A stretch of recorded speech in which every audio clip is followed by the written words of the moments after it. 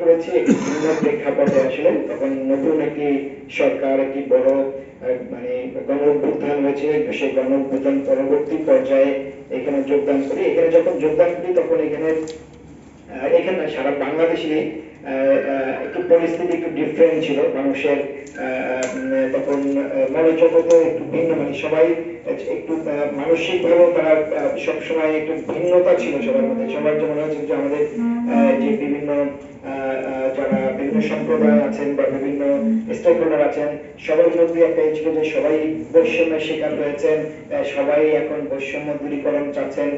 এরকম একটা বিষয় কিন্তু সবার মধ্যে ছিল। ইভেন যেমন আমি যদি একটা এক্সাম্পল দিই, যেমন আমাদের যারা এই যে ব্যাটারি চালিত গাড়ি চালায় বা এরকম আছে, তারা বললেন যে আমরা কেন মহাসড়কে চলতে পারবো না, মহাসড়কে যাদের বাস চলে তাদের বলে যে আমরা কেন এই যে উপজেলা সড়কে যেতে পারবো না, কারণ আমরা সব জায়গায় যাব।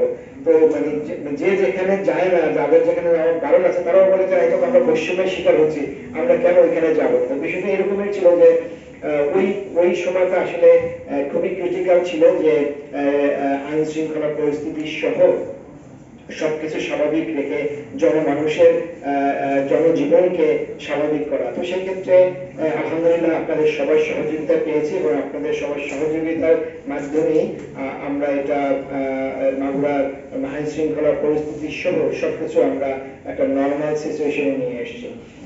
যোগদান করার পরপরই যে কাজগুলো করেছি আসলে, যেমন হলো যে আমাদের যে আপনারা জানেন যে জুলাই আন্দোলনে যারা শহীদ হয়েছেন সেই শহীদদের তালিকা করা, সেই সব পরিবারের সরকার থেকে যে ক্ষতিপূরণ গুলো দেওয়া হয়েছে সেই ক্ষতিপূরণ গুলোর জন্য দ্রুততার সাথে আমাদের যে কার্যক্রম ছিল সেগুলো সম্পাদন করা। এবং আপনারা যদি খুশি হবেন যে আমরা সবসময় মানে অনেক জেলার চেয়ে মাগুরা কিন্তু সবসময় আমরা আগে আমাদের যে সরকারের যে সুবিধাগুলো ছিল সেই সুবিধাগুলো আমরা নিশ্চিত করতে পেরেছিলাম।